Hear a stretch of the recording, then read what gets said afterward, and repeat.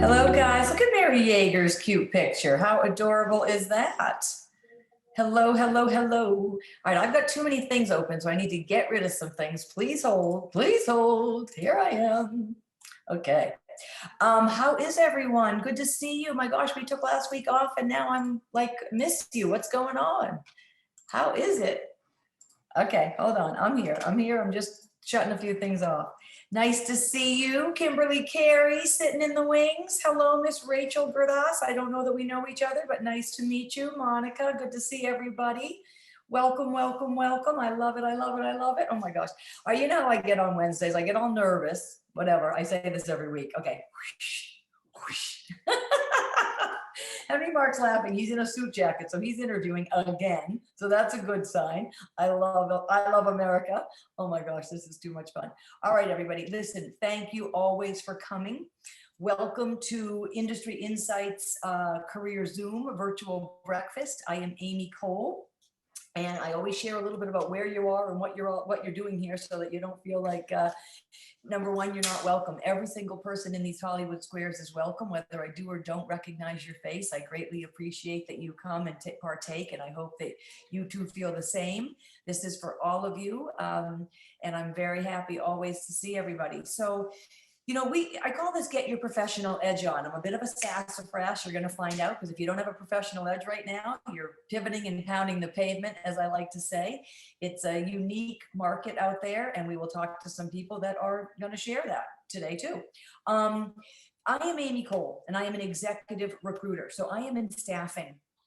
And in addition, I do leadership and development training for those companies that hire me. And we also do career coaching, executive coaching.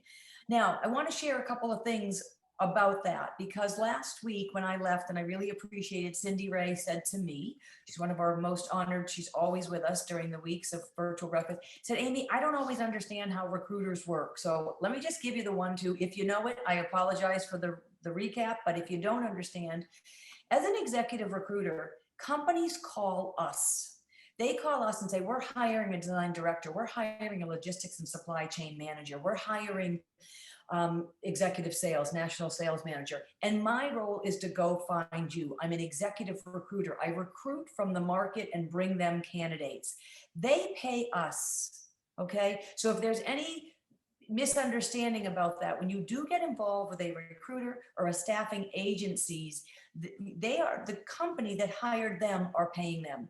You as a candidate, if you are a candidate on the call today, are not putting any money out of your pocket to be a part of a gene pool or a talent pool for someone like Amy Cole Connect. You're my community. I adore you. I hope to get to know you and understand what culture would be the best fit for you for your career choices. I also don't believe in having people make lateral moves. You're going to learn a lot about Amy Cole Connect during this call, but that is something that we do speak highly about, is that you and I we know it's the pandemic and we know finances are a thought. So don't think I'm discounting that. But what I am sharing with you is that we are executives that are continually moving along. If it's a lateral move, does it allow us a place to learn something new? Is it a lateral title and maybe a lateral salary, but I'm now going to learn 3D, which I didn't know in my other opportunity. So therefore, it's not really lateral. You're benefiting in your education so that you can market yourself in a different way for the next role. So that's how executive search works. And I want to thank Cindy Ray, who I don't see quite yet, but that's what recruiters do, staffing agencies do. If there is a business that you are in, if you are in SaaS software, for example, maybe you'd want to find yourself a great executive recruiter that only services SaaS, software as a service companies. That would be a wonderful partnership for you. We talk about partnering to get your credentials in front of more opportunities. So yes, we get a bad rap. I want to tell you that right now. Sometimes we recruiters get a bad rap because if I don't have a company hiring you, unfortunately, I can't go market you, right? It's just a time thing. I can't constantly say, I've got the greatest guy in logistics and supply chain, you need to meet him, to everybody that may be hiring. No, companies call me, pay me to find people to fill their void. So that's a quickie on the recruiting angle. So as a staffing expert, I do feel fortunate that I get to sit here with you and give you a little injection of reality, what's going on in the market. And I do it lovingly so that we can both build together. Should you know companies hiring and need a staffer? You know, I would love you to mention Amy Cole. And should I know a company that's hiring your executive expertise? Good morning, Cindy. Then I absolutely will recommend you and I will be in touch with you. We are a community here. So virtual breakfast is informational. I say it's inspirational because I think it's a lot of fun to be together. And I think it's an important thing that we join forces all the time, every week. We come from various backgrounds. There are multiple expertise on this call: small businesses, education, hiring managers, people in different industries, different executive levels. My mom, 82 and retired, so we thank her, or 81, she'll kill me. Oh, sorry, Mom. And, you know, so we're at all different levels enjoying this and learning. What I think one of the greatest takeaways of this call is hearing from industry experts in other industries that we can then glean from. Our industry, we tend to put on blinders, and all of these industries have been disruptive the past calendar year, through to technology, through to just downsizing, whatever it is, maybe that doesn't even exist anymore. Think of hospitality. Think of hospitality, guys. Crazy. Hotels empty, right? I mean, that's real estate. It's so layered and complex. It's food services at a hotel. It's real estate. It's cleaning ladies. It's administrative people. It's technology they don't need because no one's making reservations. This is a domino effect that we've just experienced. And then there are those that are skyrocketing. That's why I think that our industry guests are so special. They're skyrocketing. So how do we fit in those places that are skyrocketing? And are we taking a look at that? This place, a virtual breakfast, not only it's for all of us. We are a resource. You are our network. This is a network for you. Please feel free to reach out to each other. I open that invitation for everyone on this call because I can see your faces and I know who you are. And I know that you're that kind of person, that you would open the chance to speak to anybody that's a part of this network. So use it. Take full advantage. We're not meeting in the elevators anymore, guys, right? We're not meeting quickly at Pret on the corner of 7th and 47th, right? We're busy. We're busy at home. The only day I get really dressed up is Wednesday now. But anyway, okay. So we're here to empower each other. It's accountability. It's to empower each other to meet new people. And that's why I say this is for all of us. What happens at Virtual Breakfast every week is that we chat with you. If I call on you, after the industry guest speaks, we chat with you. If I call on you, your name, your title, and your industry. And I'm going to say that again because people don't do that.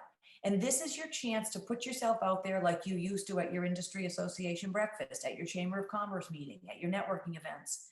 Your name, your industry, and your title. Clean to the point. Who are you? Why should someone take an interest in calling you? They need to know the basics about you. Also, get your lips on. Cindy Ray told me I inspired her. She gets her lips on every Zoom call. Get your lips on, people. Put your hair back. What's your lighting look like? Thank you, Stephen Carey. Your lighting is looking very good. Okay, here's the story. This is how you're meeting people. This is how you're interviewing. We're going to speak to a couple people that are interviewing 4 and 5 times, and guess what? All on Zoom. Meeting a CEO, how does that feel? What does your background look like? Are your kids running back and forth? We know it's okay, but you know what? You might want to curb some of that for a minute with a CEO if it's your 3rd round. Do your darndest, quiet, ready, right? Have your bullet points ready. Where are you in your journey, in what you're looking for in your career? Cultural fits today are so important, okay? So I say that why virtual breakfast? I like to answer that question also. It is a new work-life paradigm. This is the new work-life paradigm. You're going to be in business meetings looking at this screen just like this. Are you looking down? Are you paying attention? Are you taking notes? How are you multitasking? I've had people, how do I take notes but also look at the screen, look at them? Okay, there's ways to do that. You do need to be on your game. I take notes all day long when I'm on the phone with new clients, possible new clients. What voids can I fill for them? I'm typing away. So I have a headset that they can't see, but they see me, you know? All of these new technological things help that girl or guy trust me. We're going to talk a little bit about trust today. You're building rapport. I feel like I've said this for so many weeks. And I remember when we first got started with Virtual Breakfast, rapport was everything. How are you digitally presenting yourself out there? What's your digital footprint? Which is this. And we talked about lighting, your background, some of the basics. I feel like we don't need to go back to the basics because now it's old news, but for some, we do need to hit the basics. right? And it's okay if you're at the basics, who cares? Ask any basic questions. That's another thing. This is a judge-free zone. I have no judgment. You're all in the right spot. You came here today, so I know it's a God gift. I know that from my heart and my guts. So I'm very excited. And as the market is opening, I want everyone to be ready. And I'm saying the market is opening. So we have another woman start that we did get placed through Amy Cole Connect. March 22nd, we took that week off. Good morning, Justin. So guess what? Yes, amen, hallelujah. Thank you, Cindy. So that's a good thing. So she started on that Monday, which was fabulous. We also had someone else start on the Monday. Yes, Henry Marcus. Yes, exactly. So you see every week I'm coming on with a few more of the positive upticks. Important. They're slow. People are taking their time. We're going to talk about that today as well. Okay. So listen, if you don't know where you are in your career this very minute, if you're feeling with a little bit of loose footage and you're not grounded, do not be fearful. Okay. We are going to definitely make sure that we work in faith and not fear, because there's nothing to be feared about. Things are changing and coming your way. And I can't give you all of the Amy Cole yummy career coaching stuff in this quick hour, because this really is an hour of empowerment and learning about industry. But I will later invite you to join me independently if you would like to help package yourself in a new way. If you feel that you're not gaining traction out there, if you're applying to the black hole, if it's now a year you've been furloughed, now it's time to get your act together, or you're feeling that, okay, Aim, I've tried, but maybe I must not be hitting it correctly. I don't have any crystal ball, but I do believe that I can help you package what you offer so that you're relevant today and make it significant and impactful. That's very important, what's going on right now. So when I say your name, your industry, and your title, name, title, and industry, that's one piece of your little pitch. What's the other piece of your pitch? What are the 3 core competencies that you bring to the table that you're going to move the needle in someone's business, and they're going to say, wow, I got to talk to this guy. I've got to talk to him because he just hit the 3 things I'm actually missing in my business. And he has expertise that I'm hiring. He comes from medical, and I'm really in dog food, but guess what? It's similar. They were both widgets. Transferable skills. Go transferable in the brain. If you're not thinking transferable skills right now, you're pretty much in trouble. Okay. Barry, my husband and business partner, just was reading an article, and I think it was HBR, and he goes, oh, Aim, you know how you get on your soapbox about transferable skills? I said, yes. And he said, it's this total buzz. This whole article was on, they're looking for transferable skills. You don't even need to know the software they use at this point, because so many softwares are similar. You're going to jump in right away. So that's another A+ way to go. So that's all I say, is that we will talk a little bit later about how you can take this a little bit more, forward. If you'd like to, with us independently, we welcome the chance to work with you. That's what I want to share. Yes, soft skills are transferable, Rasha. Excellent. So last week we did the celebration of our 1-year anniversary, which is awesome. Thank you for being such a part of that. And we talked a lot to the audience, and that was really fun too. And I think we need to kind of incorporate that a little bit more. It's been really, everyone likes hearing what's going on with everybody. This week is a beautiful week. This is, first of all, spring is sprung since the last time we got together.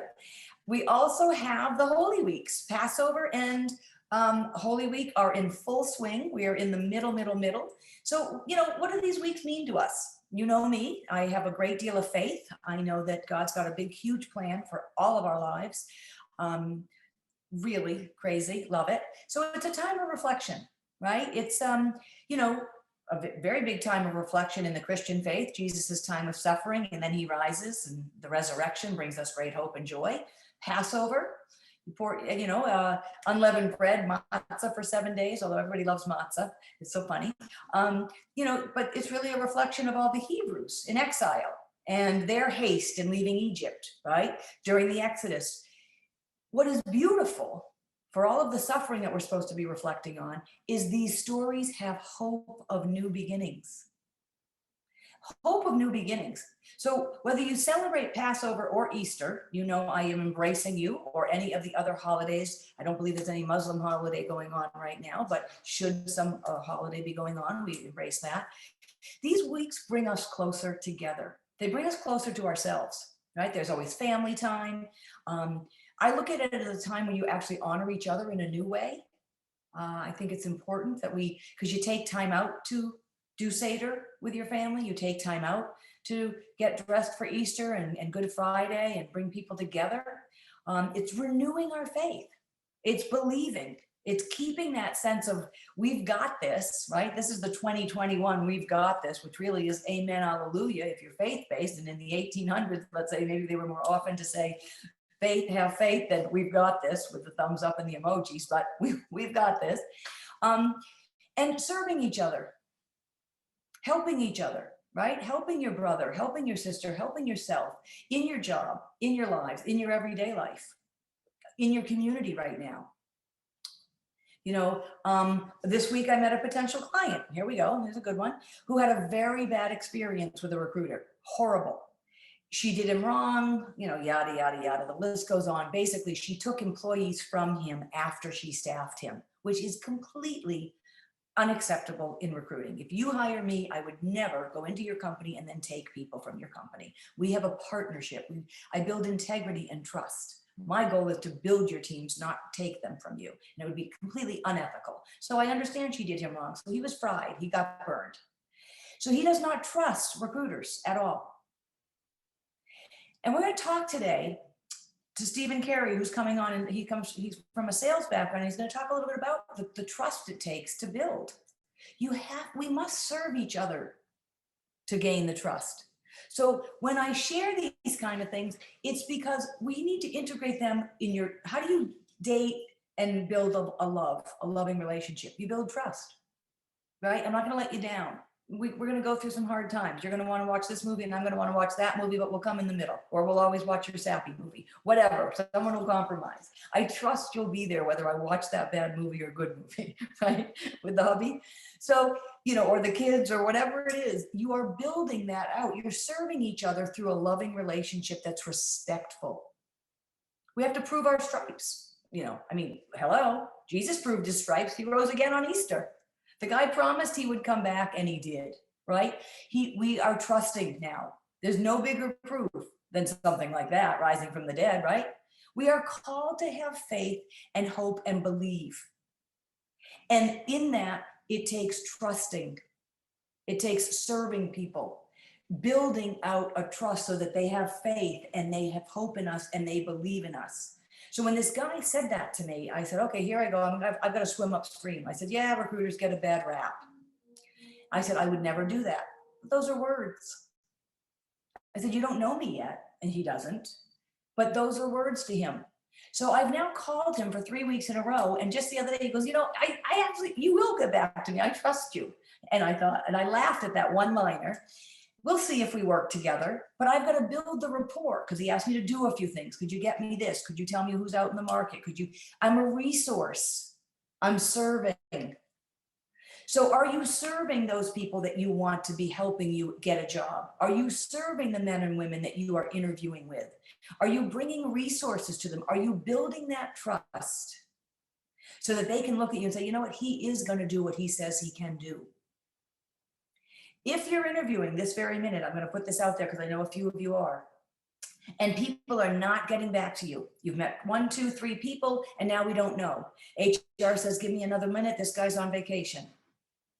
What kind of resource can you be for them? How can you serve them this minute? What article in LinkedIn could you share with them on LinkedIn that elevates your credentials because, hey, this guy's willing to serve me already and he doesn't have the job? It's a service mind. It's the building of that trust, building that he will have faith that you will show up and do the job. Same thing in our faith with the Lord, right? So, and we are called to have this faith and hope and believe that we will get what we need. And it is a tough season for all of us. I am not discounting that, guys. Please, when I get on this call, I am challenged as well. Believe you me, I am challenged as well. It's not only health and wellness and pandemic, but it's economics. It's where are our kids going to be going? It's, is there even a summer job for them? Because now there aren't that many restaurants open, and that puts stress on you if you're a parent, of course. So, but we do have to keep this hope, this faith, this hope and faith, right? We've seen a glimpse of the goodness. The vaccinations are coming. They're coming. I got one shot over, yeah, this guy.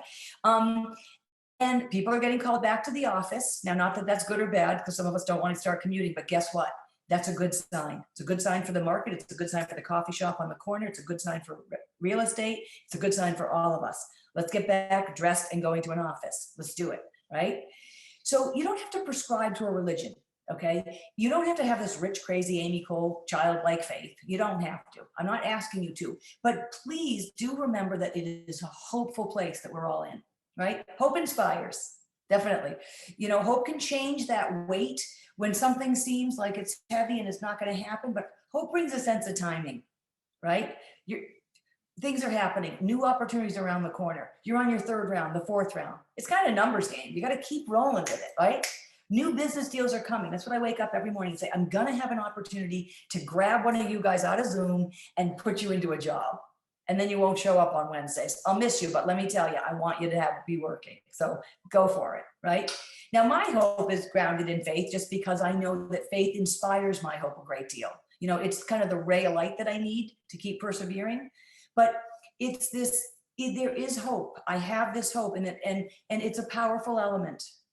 So if anybody, and please, let's not lose momentum, okay? That's what I'm here for, to help us all do today, is if you need a little boost, call Amy Cole.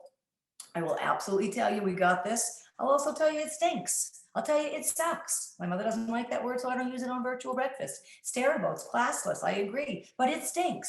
This market stinks and it's confusing. And technology is not that much fun, sorry. I like people.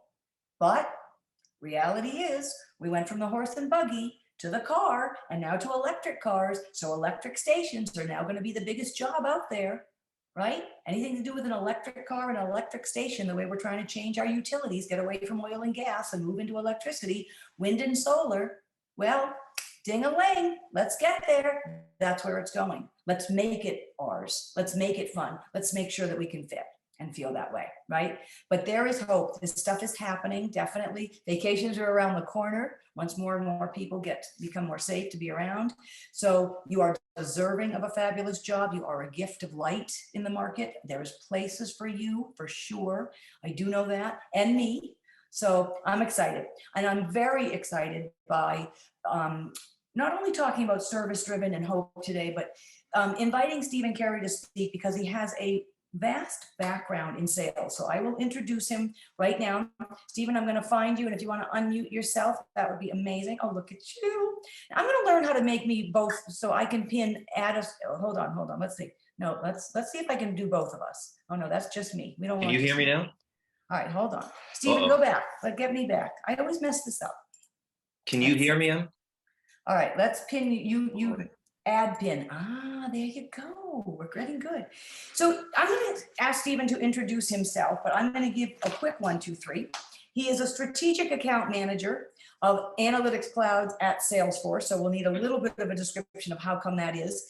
But Stephen's always been with larger firms. So some of us on the call have been corporate. I see a lot of corporate heads out here, and some of us have been smaller fries. Many of us have worked for large, well-known brands and well-known categories. But Stephen has a past with IBM and Oracle. So he left Harvard University and went right into software and technology as a graduate. I don't know how you thought to do that, Stephen, but you're on the pulse before you knew it. So that's really good. But so, you know, you've always been a powerhouse in your field in sales. What I'd love you to do is introduce yourself, name, title, industry, and category. And then I feel that one of the things that's interesting is how your marriage of technology and sales. Like because I know you well. If I may be honest, I was in Stephen's wedding. I love this man very much many years ago. I'm the godmother of his daughter. And in fairness, you're not a techie guy to me. Amy, can you hear me? Yes, I can hear you. Excellent. Boy, I was worried about my technology chops being questioned right at the beginning. But okay. Hey, first and foremost, I've got to tell you, I need to schedule this session every morning. You're opening incredibly inspiring, motivating, and I feel like I'm here for a higher purpose now, which is really interesting. And as strange as that may sound, I am here to help whatever way I can, share my experience, and hopefully it will give some people some insights, some ideas, some thoughts around either what they're doing today, what they may want to do tomorrow, or potentially how they want to have conversations with people moving forward. So really appreciate the invitation.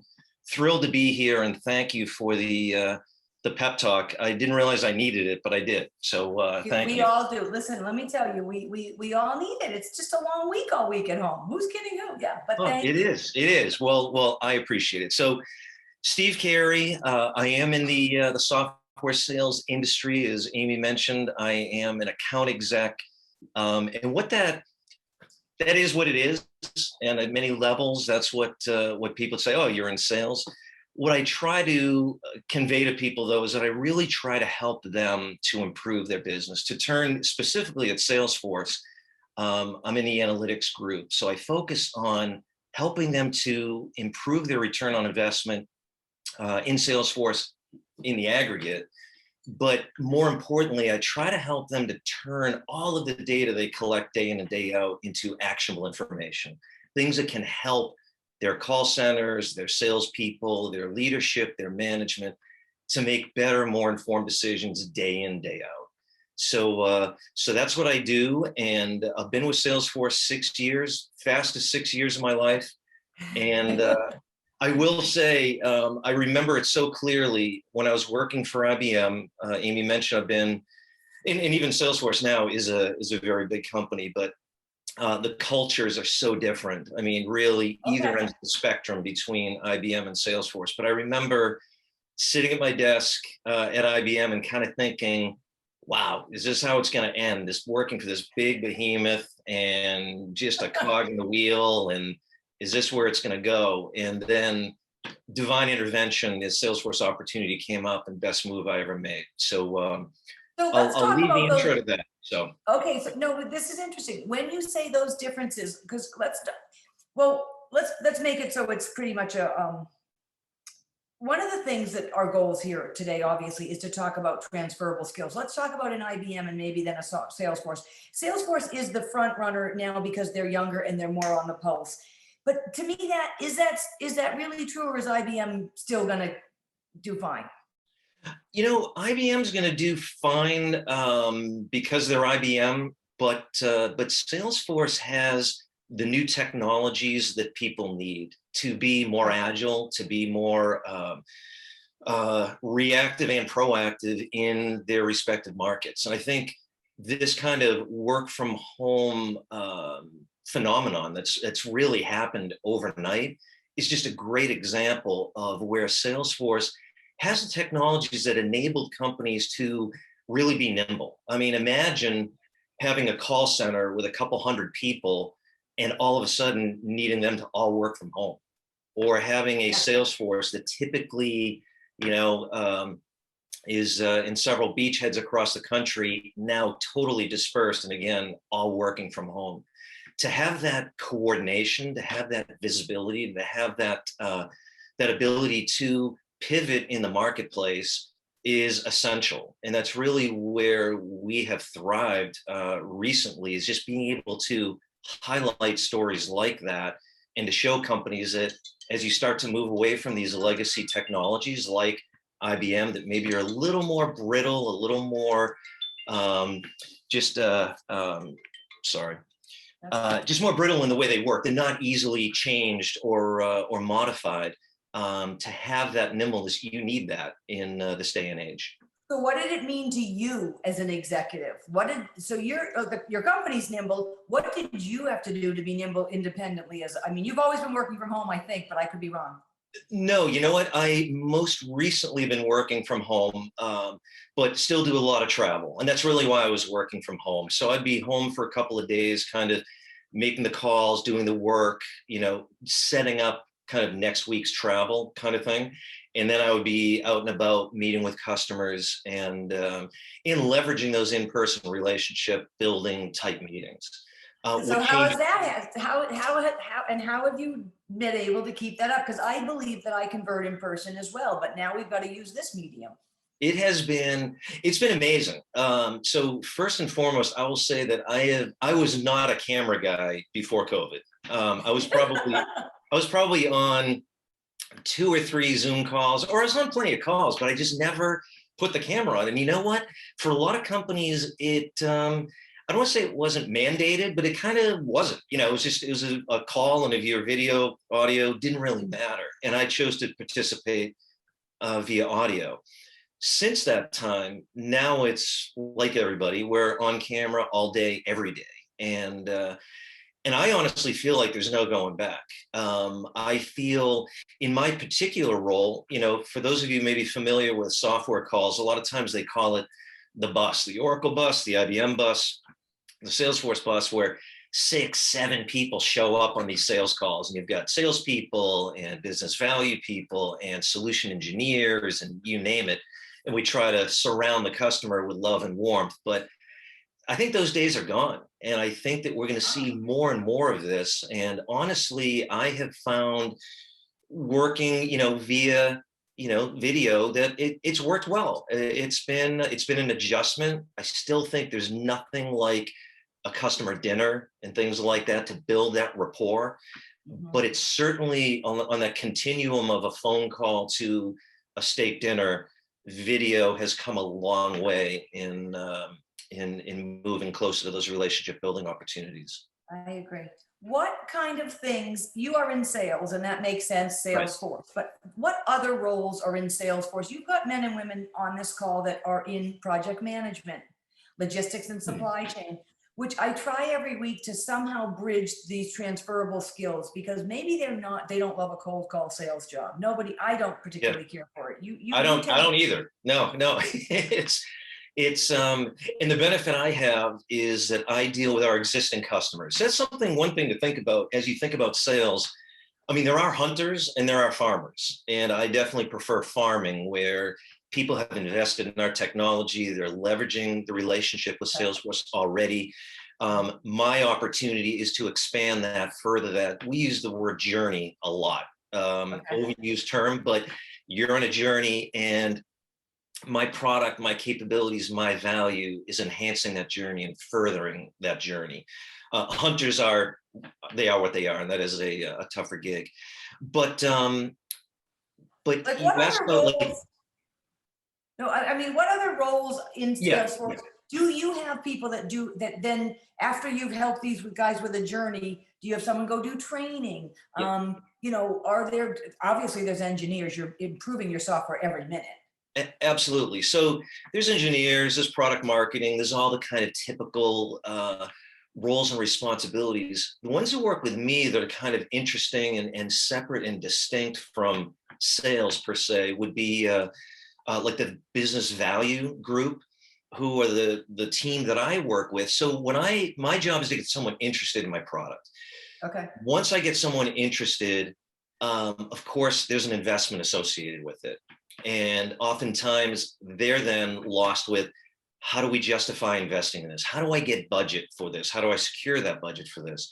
We have a team of people who work with me and with them to better understand the use case, to better understand the strategic goals they may have, the executive imperatives that have been outlined for this year, and how do we tie using my technology to any one of those threads. As one of my managers used to say, like, think of it as all this money flowing up above you, where the executives are saying, spending hundreds of millions of dollars on these initiatives, and how do we get up into that flow of funds? And it's really that exercise. It's working with the customers team and this business value team to look at those investments, look at the cost benefit analysis, et cetera.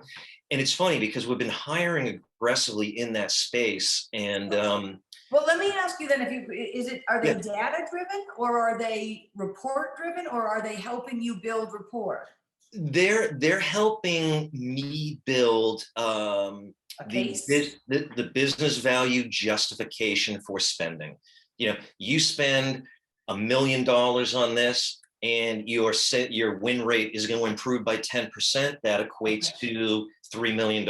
Your lead conversion is going to improve by 20%. That could equate to this growth in pipeline, more wins, et cetera. That's another $2 million. And really the idea is to show them just the impact that this could have, this investment could have on those kind of strategic imperatives, and justify their investment with us. Okay. So So what does this business value girl guy come to the table with? Is she or he an Excel guru? Is he like, what are the qualifications? Because here we are talking transferable skills. Is it great communication? Is it presentation? I'm asking to yeah, lead the witness a little to understand. no, it's a great question. So I would say they all come with a strong Excel background, because they crunch numbers, a good business understanding. They also tend to bring some industry expertise so that there's additional empathy in what these businesses are trying to do. So in my role, I deal a lot with professional services organizations and some media organizations who are trying to be more like professional services organizations as they move forward. And we've hired a couple of people from a firm who bring that expertise with them, so that when they sit down to look at a justification, they can even add value to me as I better understand the business, where else there may be opportunity to say, hey, their account execs need better understandings of brand sales, in-market sales, over here, digital versus linear, so there are other things that they can bring to the table that add context and make for kind of richer conversations and richer justifications. Okay, all right, very cool. And you said that you didn't get into it because it's not your category as much, but there's marketing, right? Oh yeah, You guys have HR, you've got training, right? When you onboard someone new, you've got a whole internal training place. we do. Yeah, there's and that's a product we sell. We automate that, and in fact, if anyone has a I want to say a technology bent to them, you should. It's something to look at. Is just looking at the Salesforce website and how you can learn about using Salesforce. We pride ourselves on helping people who are looking for opportunities and looking for changes in their lives. Learning the technology can create a ton of opportunities. We'll get some really interesting stories about people who were hairdressers, veterans, kind of you name it. And they have learned about the technology, become proficient at it, and really tremendous number of opportunities out there for people with that expertise. It's not for everybody. It's not for me per se, but if it's something that you're curious about or interested in, I encourage you, because it's all free. It's all self-paced training, and might be something if you can find it fun and interesting. Well, I could kiss you. That's exactly the kind of things we do want to hear about. And actually, I have a woman who was a senior vice president in PLM. PLM in apparel and consumer good manufacturing stands for product lifecycle management. You create the product, you buy the raw materials, you make the product, you deliver the product. And she now she keeps putting on LinkedIn Salesforce certification stickers. Yeah. And she loves apparel. She cried herself to sleep leaving fashion, but she said, you know what, Aim, I'm 18 months now in, and I've got, I don't know, you guys give these certifications. And so also other people, maybe not Salesforce will hire her, but she'd love to, but that certification gives her legs in other SaaS organizations, because it's very applicable once you understand how you guys work. Yeah, without a doubt. And for people who don't know what SaaS means, just briefly, when I worked at, Oracle, IBM, Cognos, kind of in the old days, when you sold software, you bought it. It's like a TV. You bought the TV, you owned it, you'd use it as long as you could use it. You could upgrade it, you could, update it, but it was entirely up to you. Never pay us again. With SaaS, it's software as a service, so it's subscription. Think Netflix. So as soon as you get tired of Netflix, or it's not serving you, or it's not adding value in your life, you just turn it off. And what that does, it puts a tremendous amount of pressure on these companies like Salesforce, because we are at it every day to make sure customers stay customers. And it's a great kind of position for customers to be in, because we have to earn their trust, earn their business year in, year out. You buy my analytics product, and if we don't help you kind of get up and running and getting value from that and delivering on the vision and the promise and the business value justification we walked you through, you're just going to shut it off. And that hurts me from a compensation standpoint and Salesforce as a customer, or as a vendor. So it really is, it's just a totally different mentality in the industry that really keeps people engaged and really creates that trust, that partnership, that we're in this together. I'm not just going to drop ship a couple of discs or CDs and goodbye and good luck. I'm going to be here next year. I'm going to be here next. Not that I ever did that, but you know, I'm going to be here, you know, next year when you renew, and I love I'm going to do everything I can to help you renew. So, well, thank you, thank you, thank you. So last question we ask everybody on the call. What do you think is the number one quality that you possess that has led to your success throughout your business career?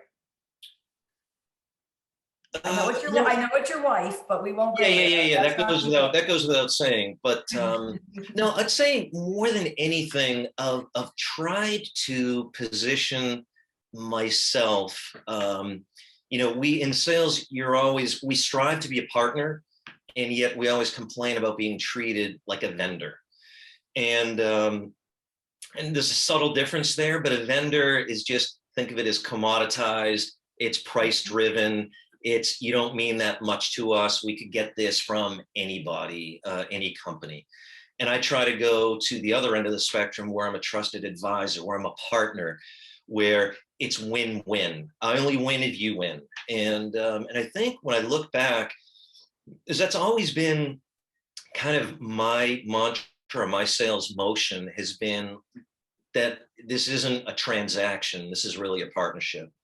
And we're investing in you, you're investing in us, and it's only going to be good for both if it's a win-win. So I'd say more than anything, I just try to frame every conversation, transaction, relationship that I'm in is how do we make this good for both? And that's the only thing that's going to make it sustainable.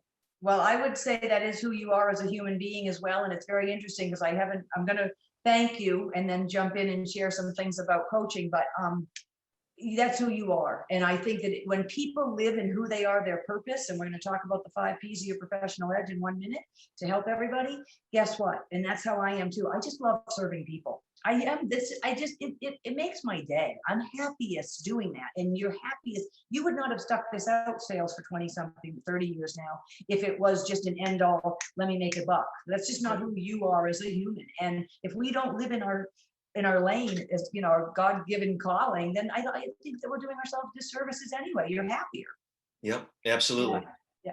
Stephen, thank you so much. And if you're crazy busy and got to hop, we get it. We do ask the audience a couple of questions in a minute, but they talk about what's going on in their world, or they can ask you either way. But oh no, I'm here. I appreciate the invite, and I hope it was of value. So thank you for the opportunity. Absolute value, absolute value. Okay, so I'm going to remove your pin and put me on. So kids, here's an interesting thing. And I love Stephen Carey for many, many reasons, but do we not get these guests that just like feed right into me? So that's why he does this job he does. I will promise you, I know the man, but well, he does not really love technology or CRMs. He's not Mr. used to take computers apart when he was a kid and put them back together. It's not who, it is the servicing of people. It is your passion and your purpose. So let's go over the 5 P's quickly before I share some opportunities to coach and we ask some people a couple questions.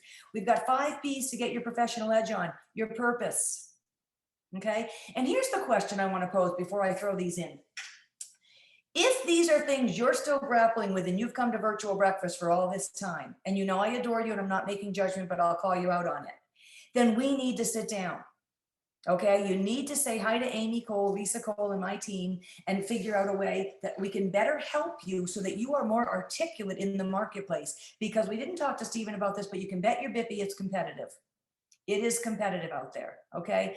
And it's not competitive, so you got to go get frozen and live in that white, you know, in your straitjacket and live fear-based. We're not that way. Don't forget that. We're living in faith, and we're very hopeful, and we know what's going on. But so your 5 P's are your purpose, your brand.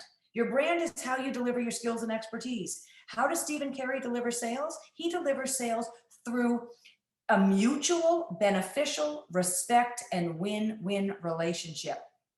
He doesn't just build a relationship. It's ongoing, nurtured, mutual. Mutual. It's his passion. He probably has people on his sales team that crush it in sales, but are totally a one-off. Keep crushing it.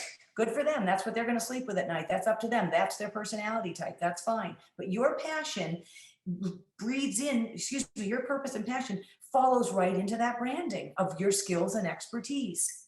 Your profile is your skills and expertise. Your LinkedIn and your resume, your cover letters and your thank you note are those units, your profile, your professional profile, your digital footprint out there. Have you woven in your passion, your purpose, and your brand? Okay, so that's important. So it's your purpose, your brand, your profile, your partnerships. Coming here on Wednesdays. We are now your industry association breakfast. As I always say hello to people, take advice, listen with open ears. Stephen mentioned, go to the training portal in the salesforce.com. Why not? I'm going to take a look at it just to see, so that I learn more about SaaS. SaaS is a software. Thank him also for sharing us. It means it's a subscription. It's not a one-off. You don't just buy it and then you walk away. You need to buy it again. Instead, it gets upgraded and you pay a subscription to be a part of the upgrades. This is why Michael Bloomberg is one of the wealthiest men in the world, because he sold a software program on a membership model when no one else did. And when Wall Street uses his terminals, they've got to pay $10,000 a month per terminal per user. Guess what? Damn expensive. Made him a wealthy guy. Smart. And it's doable. It's what's that word? Scalable. Okay. Not only does JP Morgan Chase use him, but Citibank uses him. And so does Deutsche Bank use the Bloomberg terminal. Same terminal, different location. Keeps making money on top of each other. So we've got our purpose, our brand, our profile. Now your partnerships. Where are you hanging out? Do you want to be with people that are still in apparel and apparel is having a tough go? Or do you want to be with all the .com companies that we talk about every Wednesday, which is growing? They're still making product. They still need tech design. They still need product development. They still need sourcing, right? Thank you, Stephen. They still need things, okay? But go to a company that is doing it online, direct to consumer.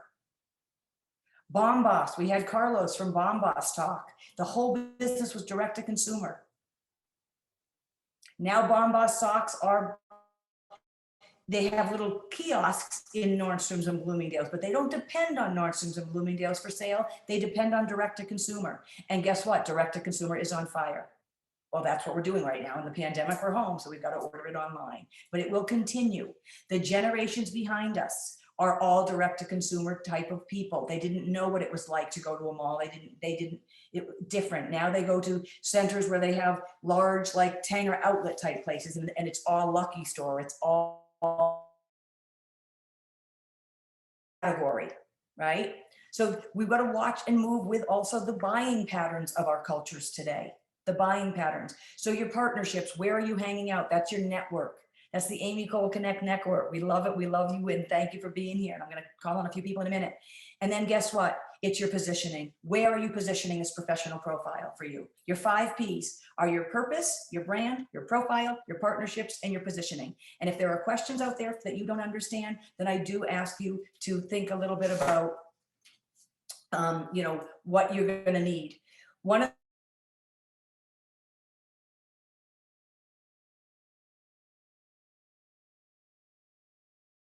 which is Job Search University. We are now engaging only independent intensives for executives that want to move their business forward and work with me independently for a 5-week opportunity. Okay, so this is a different way. I'm changing my model right now, because right now I need to focus also on the recruiting, get jobs so we can get you guys jobs, but still service you. I want to still always service and coach. I love that piece. So I'm going to bring it on back to strictly one-on-one coaching.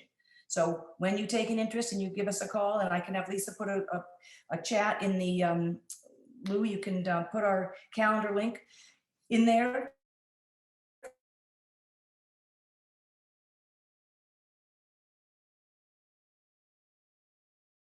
I don't mean it like that, but just we want to make sure that the calls we get on are helpful to the 2 people, okay? So I'm going to open up this. I have some new faces here that I'm very excited to see.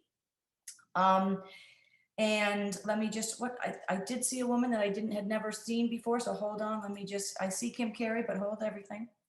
Maria Sebastian, I know you're just a picture, but can you hear us? Maybe not. Yes, Miss yes, I Jan, can oh, hear go you. ahead, Maria. Oh, Maria, good that you can hear us. Okay, so tell Good us your morning, name. everyone.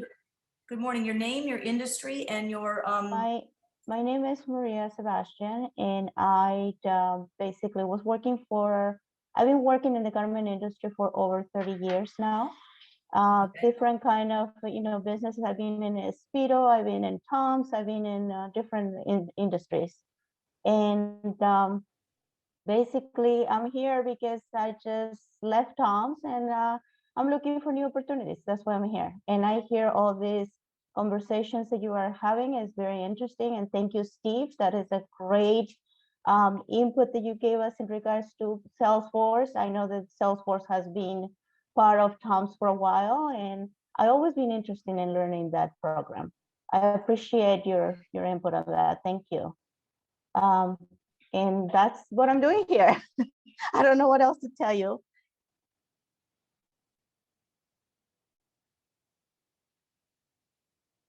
Amy? yes, in apparel, what do you do? Are you in the design world? Are you in the sales world? No, customer service manager. Oh, customer service manager. Okay, so what role did that play at Tom's? Would they get the account and then you took over? Basically what it was is I was managing a team of 13 customer service reps. 3 of them e-com and the rest wholesale. Basically, they just salespeople. They just give us the orders. We just process the orders, and on in regards to the e-com, take care of the call center. Very.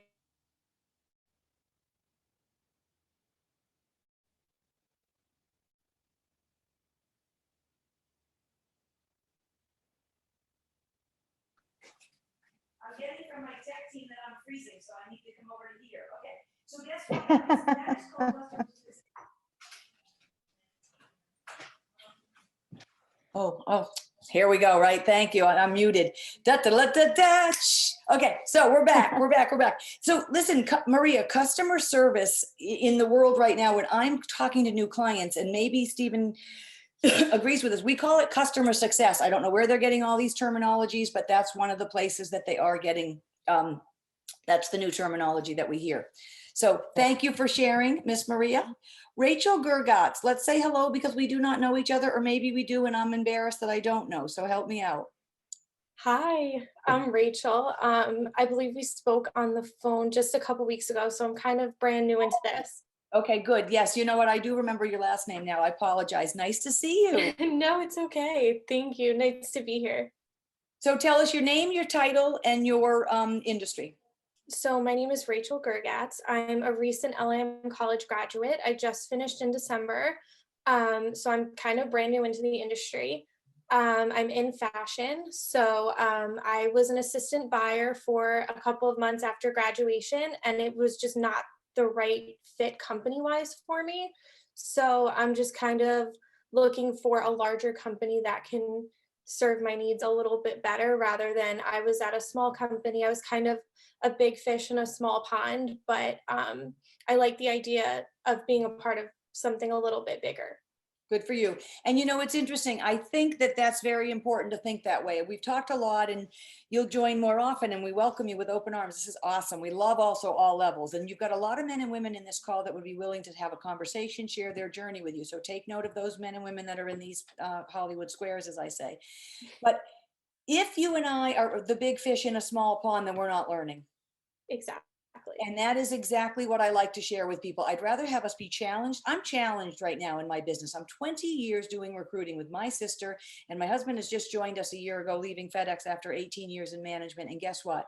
I'm learning every day because it's a new marketplace. So I'm still challenged. But I'll tell you, so therefore I'm that small fish in that big pond, and I'm always seeking and learning. And it isn't fun. And now here, Henry Mark says, feel free to reach out. He'd love to share. He's a dynamite guy. So guess what? That's what the network is right here. But I do want to share with everybody. And yeah, Rachel, thank you so much for sharing your story for a minute. I just want to make sure that, people do understand when I talk about placing yourself in environments. Stephen saying, go get trained on Salesforce, for example.